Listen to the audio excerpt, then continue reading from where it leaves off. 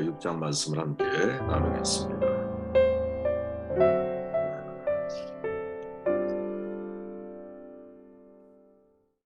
2절 말씀을 읽고 나누면 시작할게요. 산발락과 게셈이 내게 사람을 보내어 이르기를 오라 우리가 오늘 평지의 한 촌에서 서로 만나자 하니 실상은 나를 해하고자 함이 밤이었더라. 사명에 집중하면 시험이 분별된다라는 제목으로 말씀 나눌게요. 오늘 말씀은 굉장히 중요한 말씀입니다. 집중해서 여러분들이 함께 나눴으면 좋겠어요. 예배 6장은 52일 만에 성벽 재건 공사를 완수한 내용을 소개하죠. 가장 중대한 위기는 승리 이후, 축복 이후, 부흥 이후, 일이 잘 진행된 이후에 닥쳐오는 경우가 많잖아요. 우리도 인생을 살아가다 보면 늘 경험하죠. 엘리야는 갈멜산에서의 극적인 승리 이후에 로뎀나만의 죽기를 구하는 거죠. 다윗은 인생 최대의 위기는 그가 사방의 모든 적들을 다 평정하고 이 전쟁에 나아가지 않아도 될 만큼 군사력을 확보했을 때 위기의 상황에 직면하게 되죠. 느헤미야도 마찬가지입니다. 성벽 건축을 거의 완성을 이룰 즈음에 시험이 다가옵니다. 그리고 이런 시험을 느헤미야가 잘 극복해 나가는 과정을 소개해주고 있는데 이것이 우리에게 전하는 부분이 뭘까 질문을 가지고 말씀을 나누면 세 가지만 우리가 살펴보기를 원합니다. 2절 이하에 보니까 산발락과 게세민에게 사람을 보내 이르기를 오라 우리가 오늘 평지 한촌에 서로 만나자 이렇게 말했다라는 거죠. 사명에 집중하면 시험이 분별된다라는 거예요. 적들이 지금 느헤미야에게 사람을 보내요. 오늘 평지에서 만나자고 요청하잖아요. 만남의 이유를 설명하지 않아요. 어떤 이유로 만남을 요청하는지 알 수가 없습니다. 성벽 재건을 격려하기 위함인지 휴식을 취하자라는 건지 아니면 평화회담을 제의하려고 하는 것인지 사실은 알 수가 없어요. 그러나 본문에서 기록하듯이 적들이 만남을 제의하는 것은 느헤미야를 도우려는 뜻이 아니라 해치려는 저희가 그 속에 숨어 있다라는 거죠. 이것은 일종의 음모였던 거예요. 만일 느헤미야가 저희를 깨닫지 못하면 그래서 오노 평지에 간다면 어떤 결과가 벌어졌을까? 위험한 일이 벌어졌겠죠, 당연히. 산발락과 게셈이 만나자고 하는 것은 느헤미야는 그들이 숨은 의도가 있다 이렇게 이해를 한 거죠. 사실 이건 여러분 간단한 일 같지만 간단한 일이 아니거든요. 왜? 우리는 기본적으로 그리스도인은 사람에 대한 믿음을 가지고 있잖아요. 누가 어떤 저희를 가지고 우리를 찾아오면 우리는 거기에 사실 넘어질 확률이 대단히 높아요. 저도 개인적으로 사람을 먼저 일단 믿어주는 사람이 되기를 원하거든요. 왜 하나님이 저를 믿어주는 믿을 만하기 때문이 아니라 저를 믿어주기로 작정을 하셨기 때문에 사랑받을 만하기 때문이 아니라 저를 사랑하기로 작정하셨기 때문에 우리가 사람을 대할 때 내가 사랑을 작정하고 그 사람을 바라보면 흠집이 있죠. 왜 결점이 없겠어요. 하지만 그 모든 걸 덮고 가는 거죠. 그냥 품고 가는 거죠. 뭐 이런 경우에 우리가 사실은 상대에 대한 믿음의 배신을 경험할 때가 얼마나 많이 있겠어요. 살아갈수록 깨닫는 게 뭐냐. 야, 10개는 물속은 알아도 한 개 사람 마음속은 모르는 거구나. 이게 정말 실감 있게 다가올 때가 많이 있거든요. 사람의 숨은 마음을 우리가 어떻게 할 수 있겠어요, 여러분. 공자에게 이런 일이 있었어요. 13년간 유랑 생활하던 중에 며칠 동안 쌀 한 톨을 구경하지 못한 거예요. 얼마나 배가 고팠어요. 허기에 잠이 들었죠. 눈을 떠보니까 가장 사랑하는 제자 안현이라 그러잖아. 이 안현이 쌀을 구해 밥을 하고 있는 거예요. 공자가 이렇게 몰래 보니까 시루 속에 손을 넣어 밥을 집어먹는 거예요.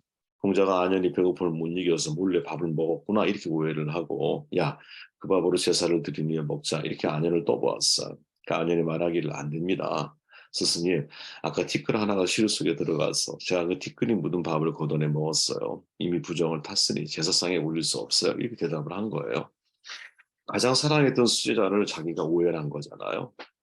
그래서 그것을 자책하며 공자가 남긴 말이 뭐냐. 야, 믿는 것은 오직 눈이지만 눈도 믿을 만한 것이 못 되고 의지할 것은 마음이지만 마음도 믿기에 부족하구나. 둘이 명지만신데 사람을 안다는 것은 정말 쉽지 않은 거야. 여러분 이 말이 마음에 와닿지 않나요? 저는 마음에 와닿아요. 사람을 믿는다는 게 참 쉽지 않은 일이야. 하지만 그래도 믿어주려고 하는 것이 우리 그리스도인이 되어야 되지 않겠는가 하는 신념을 가지고 있습니다. 그리스도인도 인간일진데 어찌 사람의 숨겨진 마음 중심을 알 수 있겠어요. 세상을 살다 보면 처음에 믿음으로 시작했다가 나중에 불신으로 끝나는 많은 관계들을 보잖아요. 어떤 사람은 나는 사람을 절대 믿지 않아요 라고 말하는 사람도 있거든요. 더 중요한 건 그리스도인들 가운데서도 이런 말 하는 사람이 있어요. 물론 사람에 대한 경계심을 갖는 거 뭐 좋다 나쁘다 평가하기 어려울 거예요. 그죠? 아마도 전에 믿음에 대한 배신을 경험했기 때문에 이런 말을 하고 있을지도 몰라요. 그럼에도 불구하고 우리는 사람에 대한 믿음을 갖는 사람이 되게 여러분들에게 제가 사실 권면의 말씀을 드리기를 원하고요. 어떻게 그러면 믿음을 배신하는 상황, 즉 숨은 저희를 가지고 다가오는 사람을 분별할 수 있을까? 느헤미야는 사람의 의중을 꿰뚫어 보는 통찰력이 있었던 것인가? 아마 뭐 그렇게 이해할 수도 있겠지만 제가 볼 때는 그렇게만 이해한다면 느헤미야 개인적인 역량으로 우리가 이야기할 수밖에 없잖아. 근데 그건 아니라고 봐요. 느헤미야가 위기를 피해갈 수 있었던 이유는 사실은 간단한데 성경에 이렇게 말하죠. 내가 곧 그들에게 사자를 보내어 이르기를 내가 이제 큰 역사를 하니 내려가지 못하겠노라. 어찌하여 역사를 중지하게 하고 너희에게로 내려가겠느냐. 너무나 명료한 거예요. 느헤미야는. 왜? 자신이 해야 할 일이 아직 안 끝났기 때문에 내가 내려갈 수 없다라는 거죠. 저는 여러분 우리가 사명이라고 하는 것이 바로 이러한 힘을 가지고 있다고 보거든요. 우리가 하루의 삶을 살아갈 때 1, 2, 3 우리가 해야 할 1순위, 2순위, 3순위, 4순위, 5순위 쭉 이렇게 있잖아요. 내가 1순위, 2순위 순서대로 하지 않으면 나는 하루의 삶을 살아내기 아니거든요. 그리고 그 일을 최선을 다할 때 다른 잔가지들이 제거되는 거거든요. 내가 해야 할 정확한 사명 1순위로 내 인생을 살아갈 때 시험이 극복되어지고 시험이 분별되어지는 거예요. 그렇지 않을까요? 가만히 생각해 보십시오. 여러분, 다윗이 왕의 전투에 참여했더라면 밧세바 사건은 없었을 거야.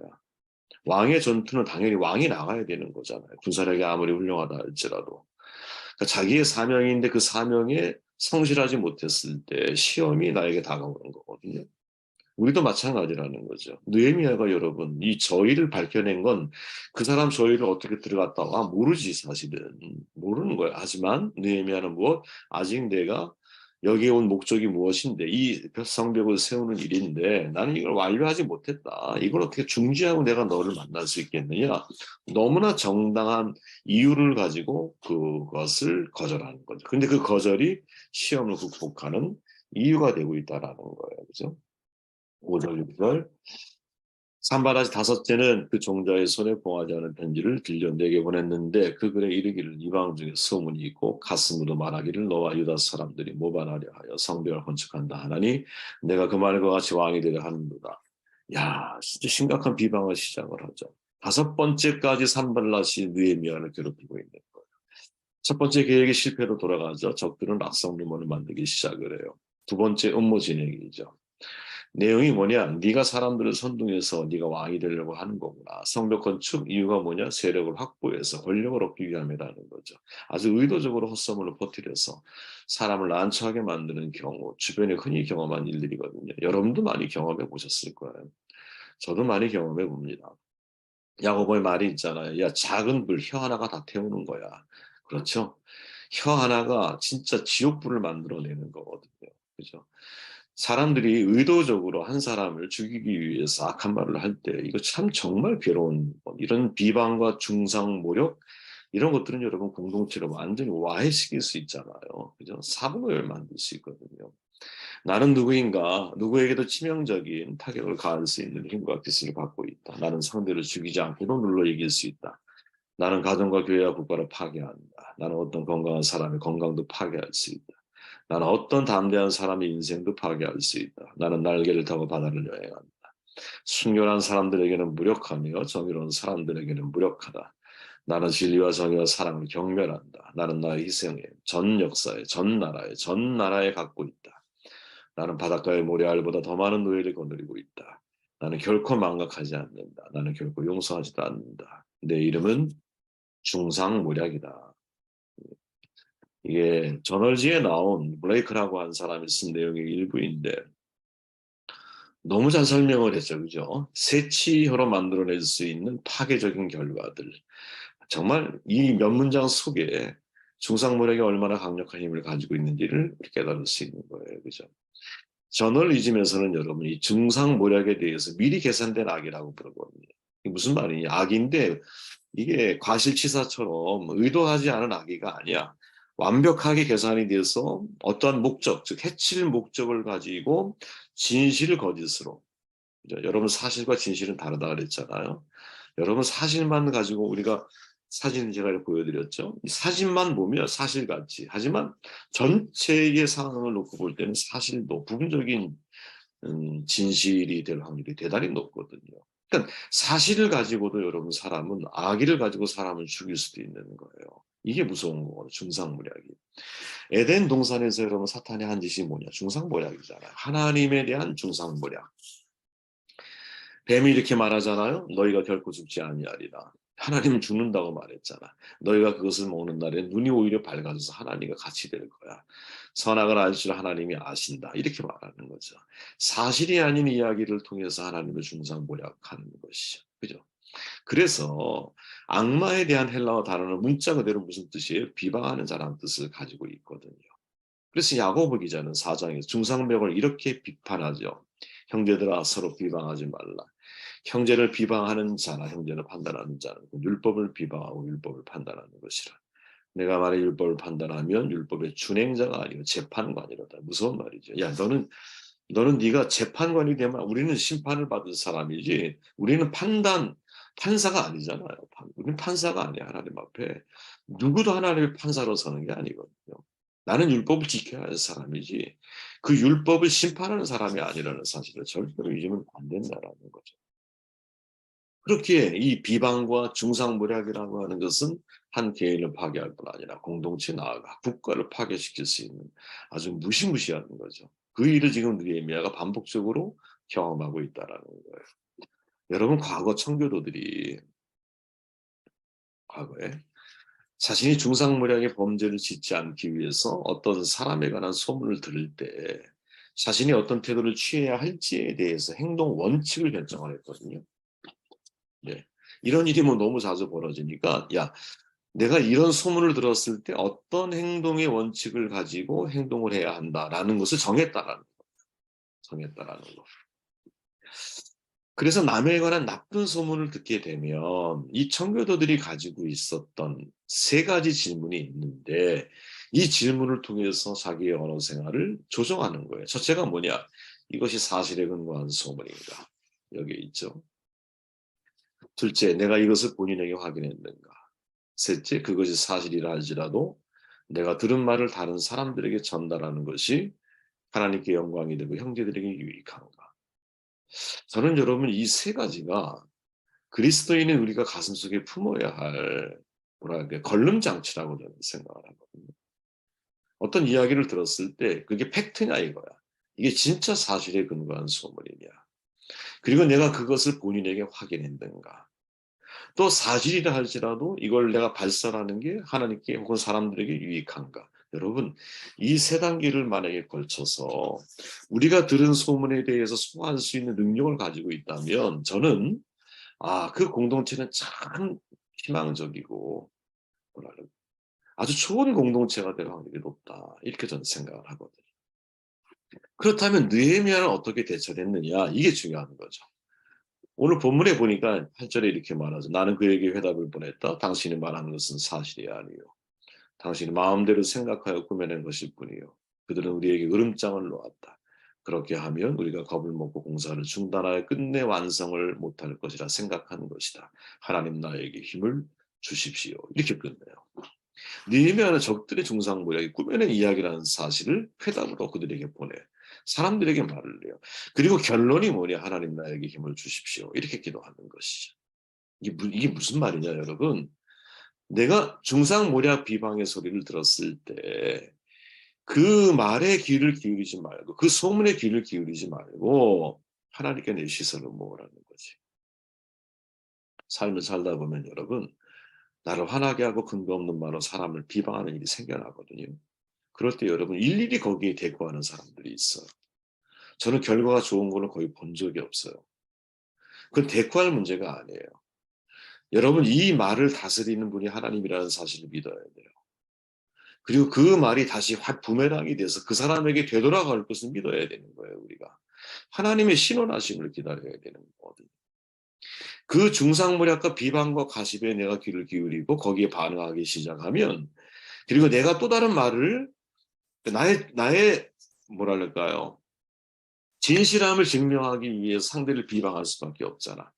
그런데 그 방법을 우리가 선택하게 되면 이 말이 또 돌고 돌고 또 새끼를 쳐서 더 안 좋은 상황과 관계들을 만들어내는 것. 여러분 지금까지 우리가 살면서 이런 삶 얼마나 많이 경험을 해보았습니까? 명심보감에 부대 심정한이라는 말이 있죠. 아무 대응도 대꾸도 하지 않으면 마음이 맑고 한가롭다 이렇게 말을 하는 거예요. 원문에 이렇게 나와 있어요. 누군가 나를 분노하게 하고 근거 없는 비방을 한다면 일일이 대응하지 말고 침착하게 대처하십시오. 한번 읽어보십시오. 마지막 11절 말씀을 읽고 정돈할게요. 나는 대답하였다. 나 같은 사람들은 도망이나 다니란 말이요. 나 같은 사람이 성소에 들어갔다 하면 절대로 살아나올 수 없어. 나는 그렇게는 못하오. 나는 그때에 그가 하나님이 보내신 예언자가 아니라는 것을 알았다. 그는 도비아와 산발라에게 메스되어 나를 해치는 예언을 하였다. 이게 되게 중요한 사건이에요. 하루는 스마야를 만나려고 그의 집에 찾아갔다. 그는 들라야의 성경 말씀입니다. 아들이며 무에다벨의 손자인데 문밖 출입을 하지 않고 있었다. 그가 나에게 말하였다. 하나님의 성전으로 갑시다. 성소 안으로 들어가서 성소 출입문을 닫읍시다. 자객들이 그들을 죽이려 올 것이요. 그들이 밤에 와서 반드시 그들을 죽일 것이요. 이렇게 말해요. 그러니까 적들의 시험이 더 간교해지고 있어요. 스마야라고 하는 선지자가 느헤미야를 찾아온 거예요.